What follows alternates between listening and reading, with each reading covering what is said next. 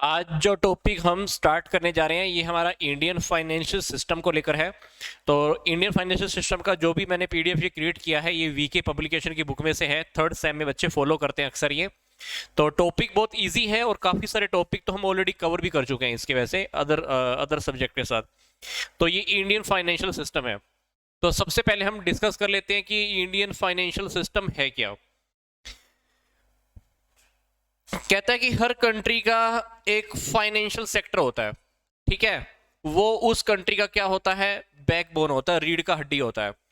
और ये जो बैकबोन होता है वो किसी भी कंट्री की इकोनॉमिक डेवलपमेंट के लिए बहुत हेल्प करता है। तो फाइनेंशियल सिस्टम का क्या मतलब है?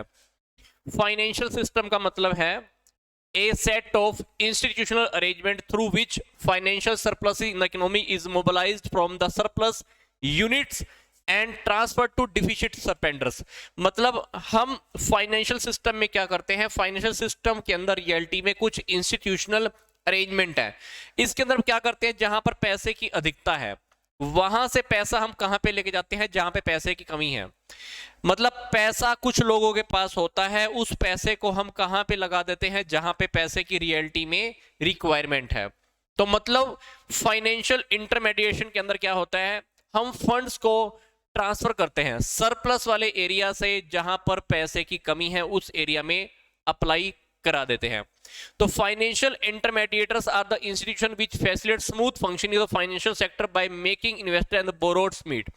मतलब इस फाइनेंशियल सिस्टम के अंदर क्या करते हैं, जो लोग पैसा इन्वेस्ट करने वाले हैं और जिन लोगों को पैसे की रिक्वायरमेंट है उनको हम आपस में मिला देते हैं।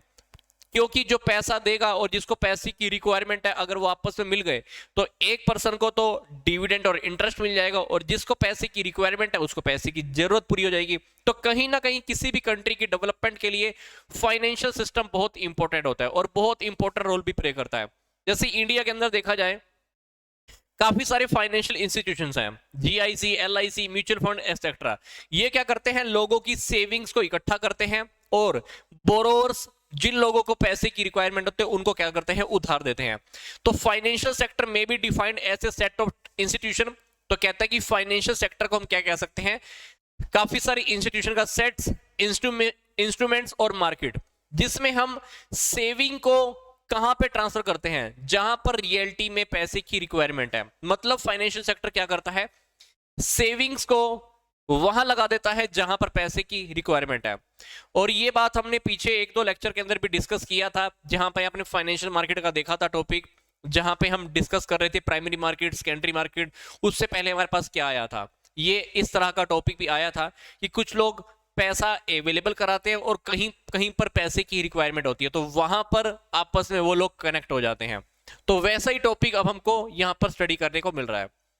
तो this is the financial system. अब बात करते हैं कि फाइनेंशियल सिस्टम के क्या होते हैं फीचर्स। फीचर्स कह लीजिए, नेचर कह लीजिए, ये टॉपिक एग्जैक्ट आपके सिलेबस के अकॉर्डिंग ही है।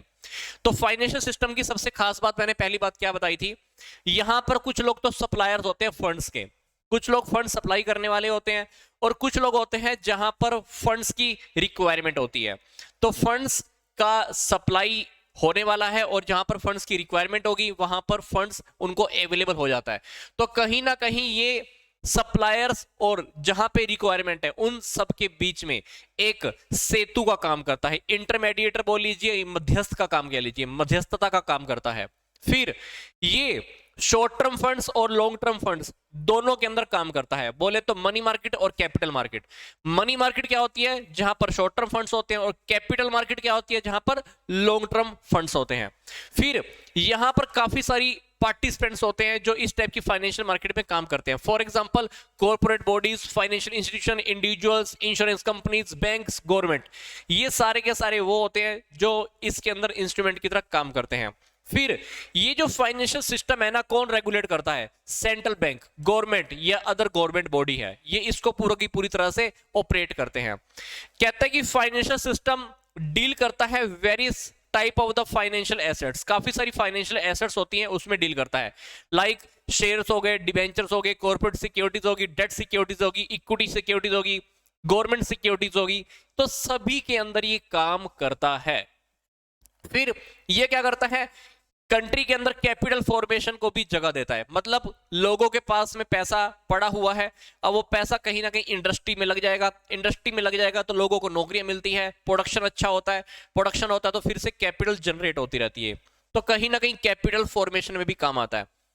तो फाइनेंशियल सिस्टम किसकी हेल्प से काम करता है? Financial intermediator. काफी सारे इंटरमीडिएटर्स होते हैं जो यहां पर काम करते हैं। इन इंटरमीडिएटर के अंदर कुछ बैंकिंग और कुछ नॉन बैंकिंग इंस्टीट्यूशन भी है जो इसके अंदर काम करते रहते हैं, जो पैसे को कहां तक पहुंचाते हैं?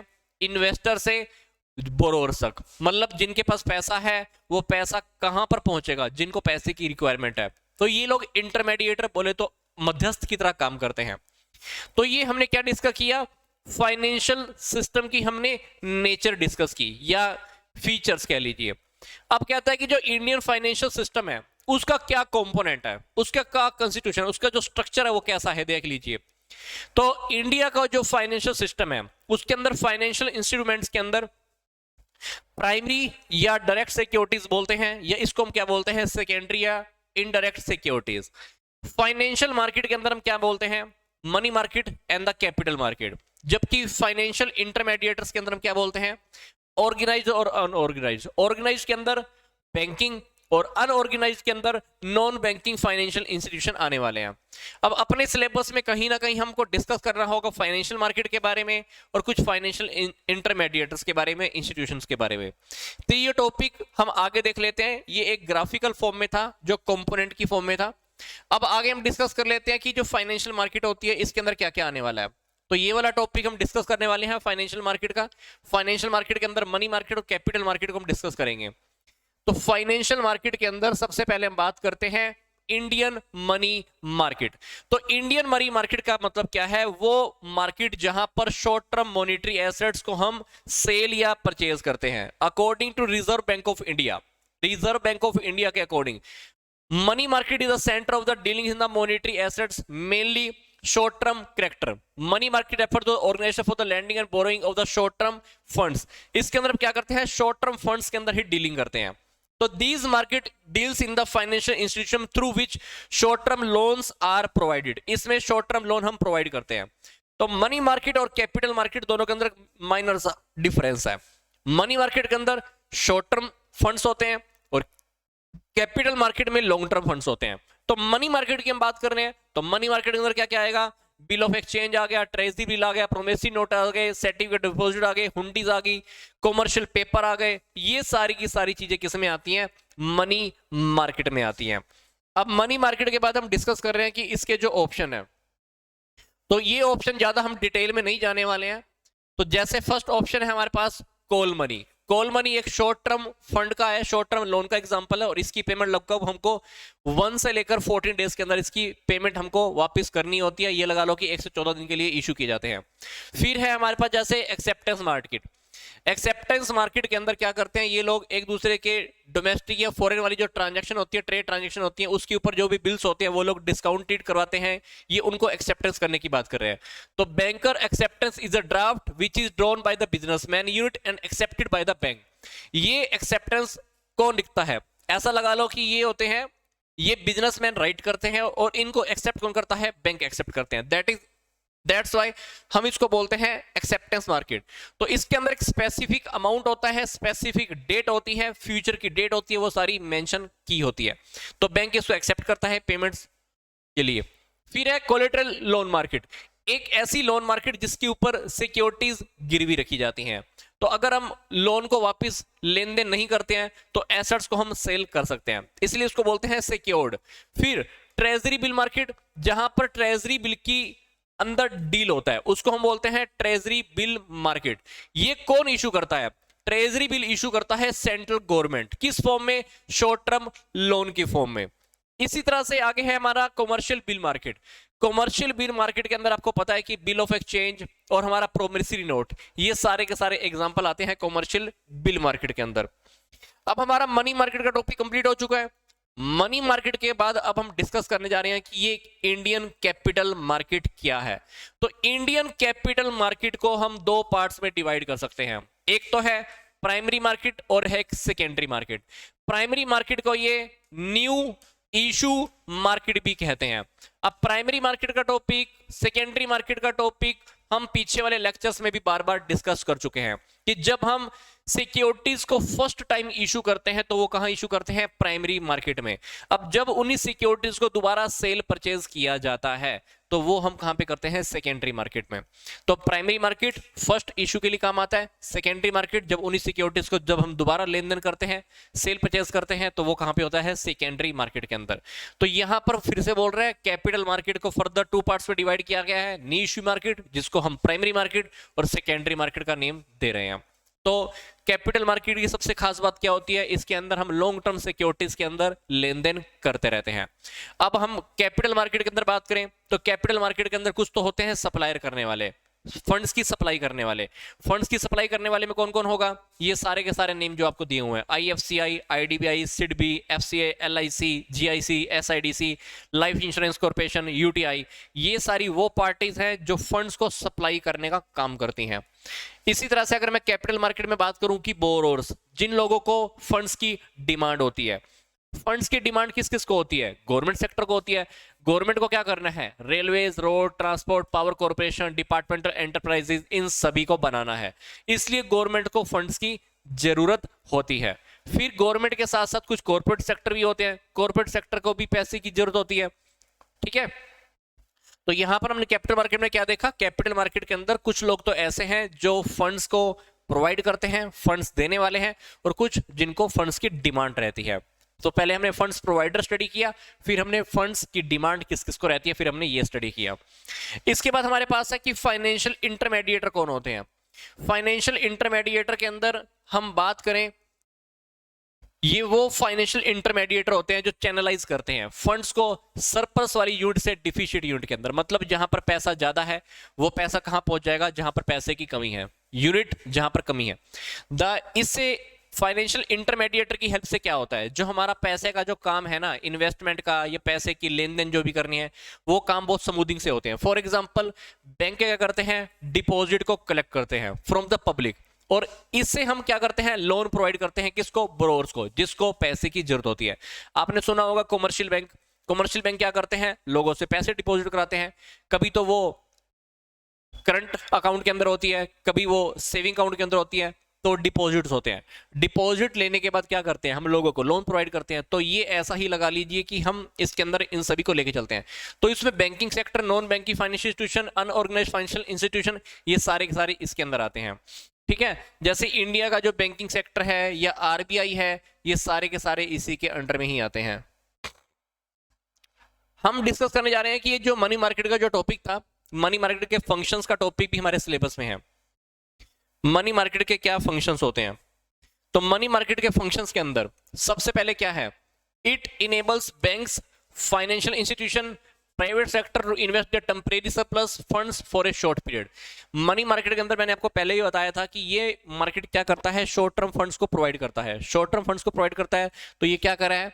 ये बैंक्स को, फाइनेंशियल इंस्टीट्यूशन को और प्राइवेट सेक्टर को इनेबल करता है, एक्टिवेट करता है, ताकि उनके पास जो भी सरप्लस रखा हुआ है वो कहीं ना कहीं पर इन्वेस्ट कर दे शॉर्ट टर्म के लिए, शॉर्ट पीरियड के लिए। फिर ये कोऑर्डिनेशन बना के रखता है, सहयोग पैदा करता है किसके बीच में? जिनको पैसे की जरूरत है और जो पैसा प्रोवाइड करने वाले हैं। फिर ये कॉमर्शियल बैंक की भी हेल्प करता है एंड फाइनेंशियल इंस्टीट्यूशन के अंदर। क्यों?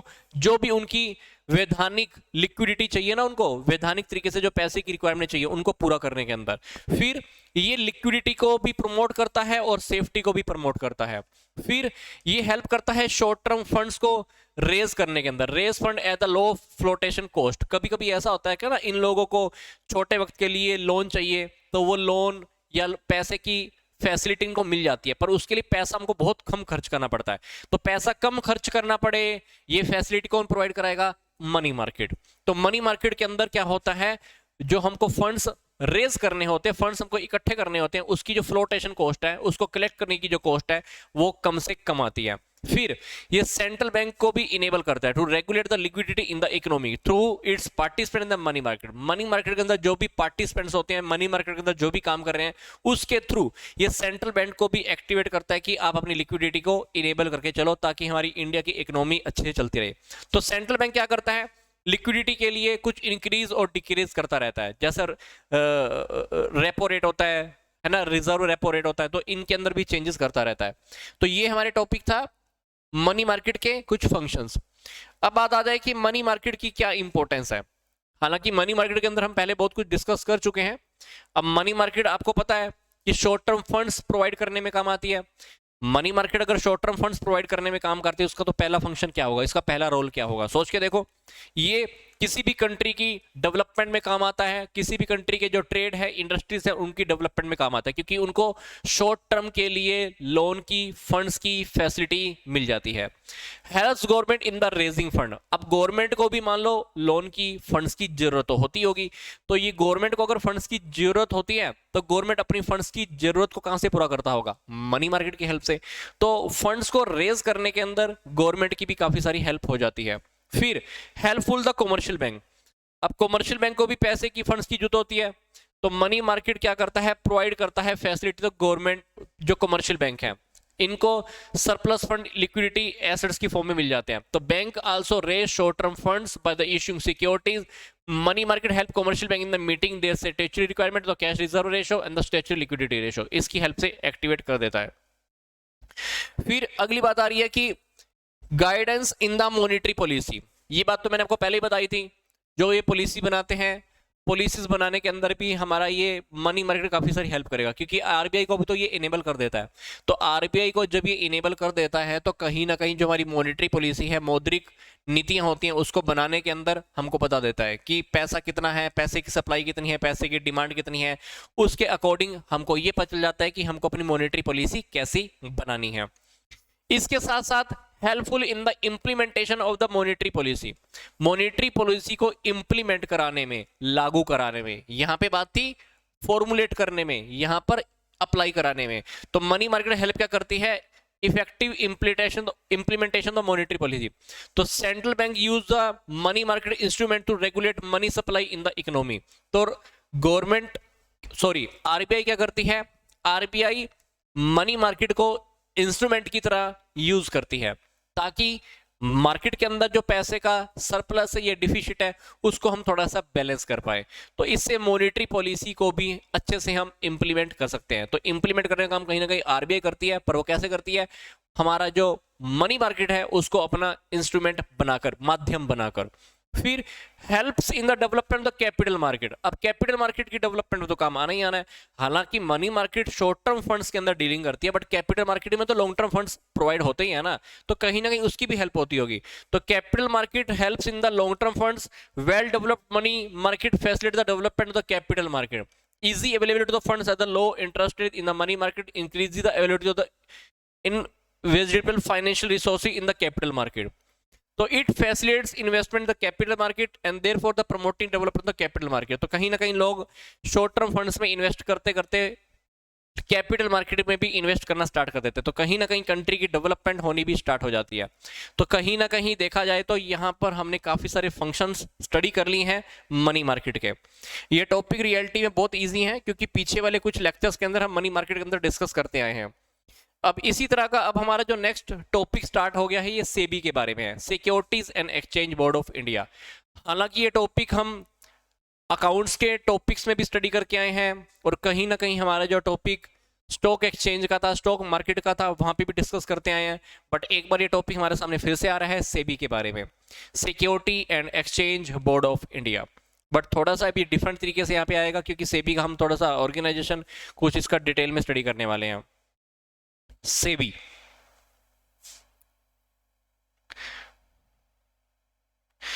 कहता है कि हालांकि बहुत सारे लोग सेविंग करते हैं, फंड्स में पैसा लगाते हैं, उधार लेते हैं, उधार देते हैं, तो उन लोगों के साथ कहीं पर भी धोखाधड़ी ना हो जाए, गलत जगह पे पैसा ना लग जाए, शेयर मार्केट में वो लोग ना फंस जाएं। तो इन सब से बचने के लिए क्या एग्जिस्टेंस में आया, इन सब से बचने के लिए सेबी एग्जिस्टेंस में आया, security and exchange board of India. कहता है कि यूके और यूएसए में सेपरेट बोर्ड है इनको रेगुलेट करने के लिए, ठीक है, स्टॉक एक्सचेंज के थ्रू। यूके के अंदर क्या है, यूके के अंदर है सिक्योरिटीज एंड इन्वेस्टमेंट बोर्ड, इसको बोलते हैं एसआईबी। और यूएसए ने क्या एस्टेब्लिश किया हुआ है, सिक्योरिटी एंड एक्सचेंज कमीशन। तो इंडियन गवर्नमेंट की इंटेंशन थी set up a separate board for the regulation orderly function of the capital market was first declared by the late Shri Rajiv Gandhi in the year 1987-88। तो वहां पर government ने एक अलग से एक बॉडी को एस्टेब्लिश करने की बात कही थी जो इस तरह की एक्टिविटीज को रेगुलेट करेगा, फंक्शन करने में काम करेगा। तो ये किसने डिक्लेयर किया था, राजीव गांधी जी ने। कौन से ईयर में, 87-88 में। He started the capital market in India have shown ट्रेमेंडस growth. तो उन्होंने क्या बोला, उन्होंने बोला तो कैपिटल मार्केट की इंडिया के अंदर बहुत ज्यादा ग्रोथ है। तो for healthy growth of capital market की अच्छी सी ग्रोथ हो जाए, investors must be fully protected and the trading mall practice should be prevented. तो क्योंकि कैपिटल मार्केट के अंदर लोग, बहुत से लोग बिजनेस कर रहे थे, बहुत से लोग काम कर रहे थे, तो उनकी इंटेंशन ये थी कि किसी के साथ धोखाधड़ी ना हो। तो धोखाधड़ी से बचने के लिए, गलत प्रैक्टिसेस ना हो, उनके साथ कोई गलत व्यवहार ना करे, गलत ट्रेडिंग ना हो जाए उनके साथ, इन सब से बचने के लिए सेबी को एग्जिस्टेंस में लाने की बात की गई। तो वहां पे कोई ना कोई रेगुलेशन लगा लो कि बनाने की बात की गई थी। आगे क्या कह रहा है, कहते हैं कि 1992 से पहले provision of the capital issue control act 1947 were applicable to raising funds to the primary market। Primary market से जो भी हम फंड्स रेज करते थे उसके लिए वहां पर 1992 से पहले कौन सा एक्ट लग रहा था, कैपिटल इशू कंट्रोल एक्ट। कौन सा, 1947। The companies were required to take prior approval of the controller of capital issue for the mobilized fund from the cap market। अब उन लोगों को पहले ना गवर्नमेंट से परमिशन लेनी पड़ती थी, ठीक है। नई कंपनी भी अलाउ नहीं थी शेयर इश्यू करने के लिए प्रीमियम के अंदर। कंपनी के ऊपर काफी सारी रिस्ट्रिक्शन थी, ऑफर प्राइस को लेकर भी, आपको शेयर्स कौन से प्राइस पे इशू कर रहा है, बोनस शेयर को लेकर, राइट शेयर को लेकर भी काफी सारे इश्यूज थे। Further this act was not much effective in the protecting the interest of the investor. तो इसलिए क्योंकि काफी सारी प्रॉब्लम वो लोग ऑलरेडी फेस कर रहे थे, इसलिए ये बोर्ड, ये काफी सारे काम अच्छे नहीं लग रहे थे, ये वाला एक्ट अच्छे से काम नहीं कर पा रहा था। तो इसीलिए यहाँ पर इन्वेस्टर्स की सिक्योरिटी के लिए, सेफ्टी के लिए, उनको प्रोटेक्शन देने के लिए हमको कुछ और अच्छा महसूस करना पड़ा और अच्छा कुछ लेकर हमने मार्केट में लाया। तो this came in the structure were very common. Thus, the previous system was a great hindrance in the orderly development of the companies। Companies की डेवलपमेंट अगर हमको करनी थी तो ये वाला एक्ट एक बहुत बड़ी प्रॉब्लम था, क्योंकि इसके अंदर काफी सारी ऐसी बातें थी, हमको छोटी छोटी चीजों के लिए भी गवर्नमेंट से परमिशन लेनी पड़ती थी।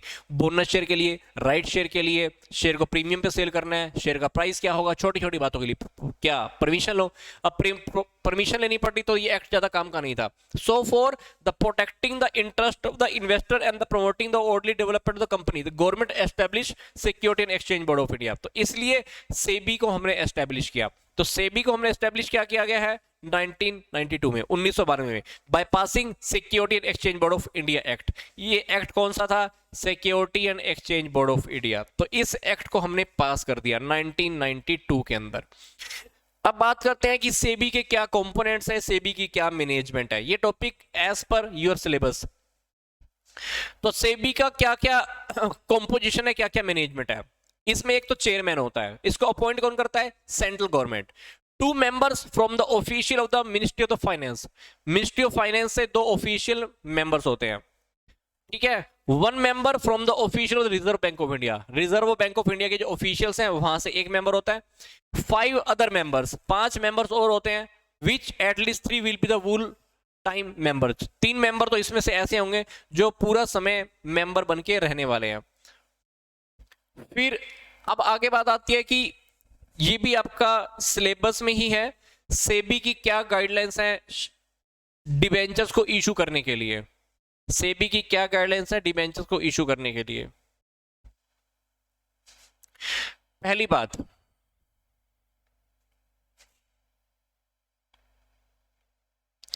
कहता है कि conversion period of the fully convertible debenture can not exceed 36 month.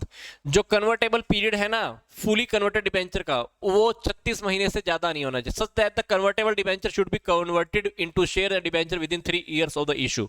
तो सेबी की गाइडलाइंस के अकॉर्डिंग जो भी कन्वर्टेबल डिबेंचर्स हैं उनको 36 महीने के अंदर, बोले तो 3 साल के अंदर उसको हमें शेयर्स में या नए डिबेंचर में कन्वर्ट करा लेना है सेबी की गाइडलाइंस के अकॉर्डिंग।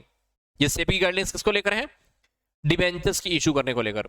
दूसरा गाइडलाइंस क्या है, credit rating from the credit rating agency required for the issue debenture.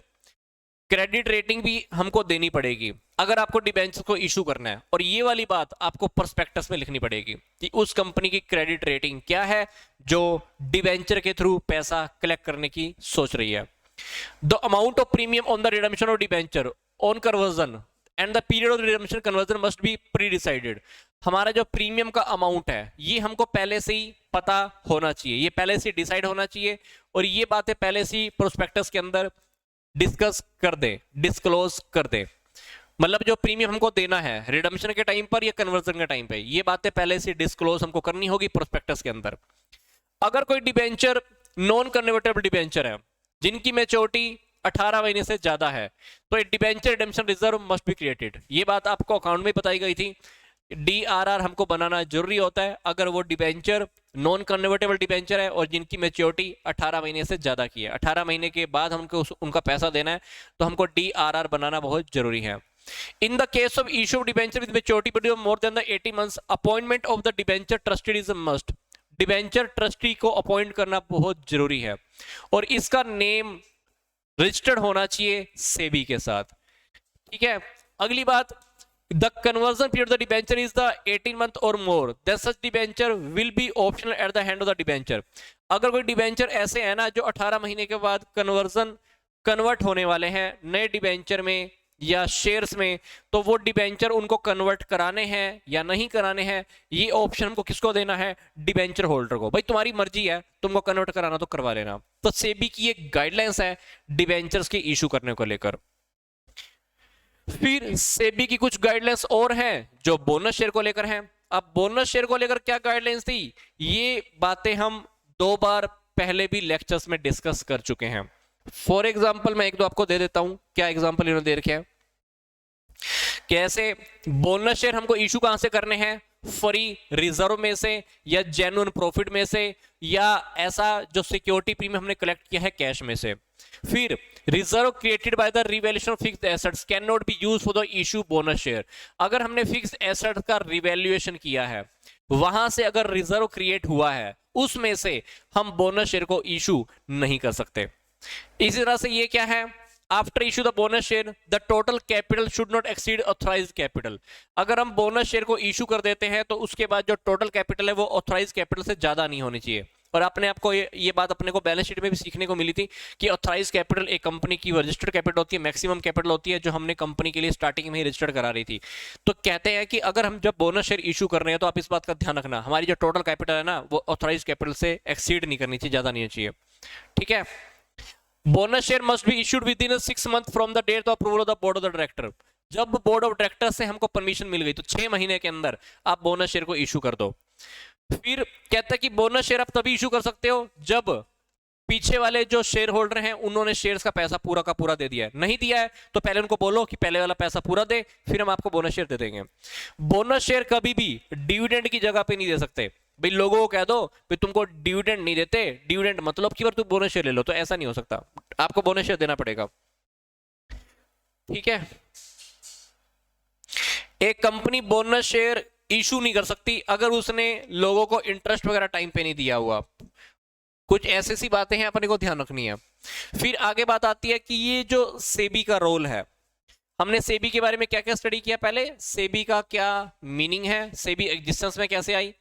फिर हमने स्टडी किया कि सेबी का जो मैनेजमेंट का स्ट्रक्चर है वो कैसा है। फिर हमने सेबी की कुछ गाइडलाइन स्टडी की हैं इश्यू ऑफ डिबेंचर को लेकर। फिर सेबी की हमने गाइडलाइन स्टडी की है बोनस शेयर्स को लेकर। अब हम सेबी का क्या डिस्कस कर रहे हैं, रोल डिस्कस कर रहे हैं। सेबी का क्या रोल है, सेबी का रोल, सबसे पहली बात, हम ये बात पहले वाले स्टॉक एक्सचेंज वाले चैप्टर में भी स्टडी कर चुके हैं। सेबी का जो रोल है, सेबी का जो फंक्शन है वो क्या है, इन्वेस्टर की प्रोटेक्शन करना। 3 टाइप के हमने फंक्शन हमने सेबी के डिस्कस किए थे, वो टॉपिक आपका रखा हुआ है स्टॉक एक्सचेंज वाले फोल्डर में, तो आप उसमें से भी देख सकते हैं। तो सेबी का जो फर्स्ट रोल है वो है इन्वेस्टर्स को प्रोटेक्ट करना, क्योंकि अपने को पता है कि इन्वेस्टर्स कभी कभी झूठी इंफॉर्मेशन की वजह से इन्फ्लुएंस हो जाते हैं, जालसाजी फंस जाते हैं, गलत जगह इन्वेस्ट कर देते हैं, उनको प्रॉपर डिविडेंड नहीं मिलता, इन्वेस्टमेंट के ऊपर इंटरेस्ट नहीं मिलता, व्हाटएवर जो भी है। तो सेबी चाहती है कि इन्वेस्टर के साथ कभी भी गड़बड़ ना हो, तो उनके हितों की सुरक्षा करना, मतलब उनकी प्रोटेक्शन करना, उनकी सेफ्टी बनाए रखना। तो उनको अपने अधिकारों के बारे में भी अवेयर करती है कि आपके पास क्या अधिकार है, क्या रूल्स एंड रेगुलेशन है, आपको सारी बातों को फॉलो करना चाहिए।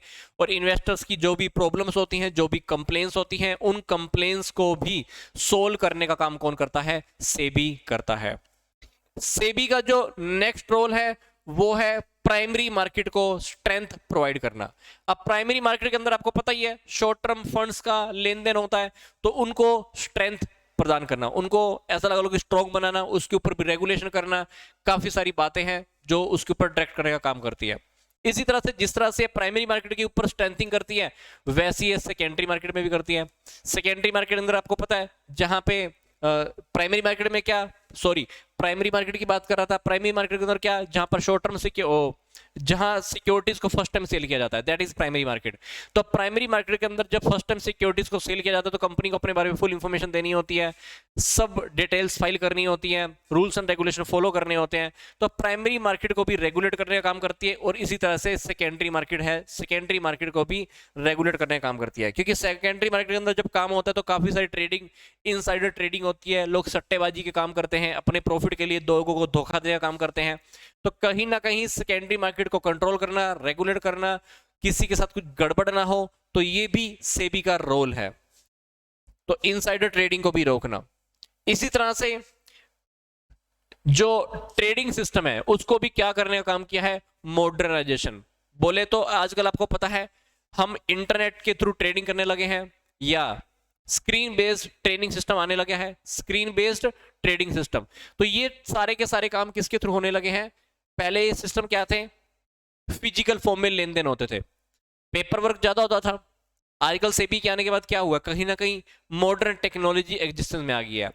Internet, mobile, computer, screen based trading, ये सारी टेक्निक होने लगी है। ट्रांजैक्शन आपकी बहुत जल्दी होने लगी है। आपने आज सौदा लगाया, आपने आज कोई डील की, वो डील बहुत जल्दी फाइनल हो जाती है।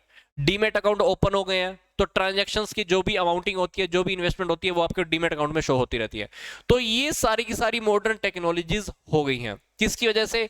सेबी की वजह से। तो सेबी का ये फर्स्ट के बाद सेकंड, थर्ड और ये फोर्थ हमारा रोल था।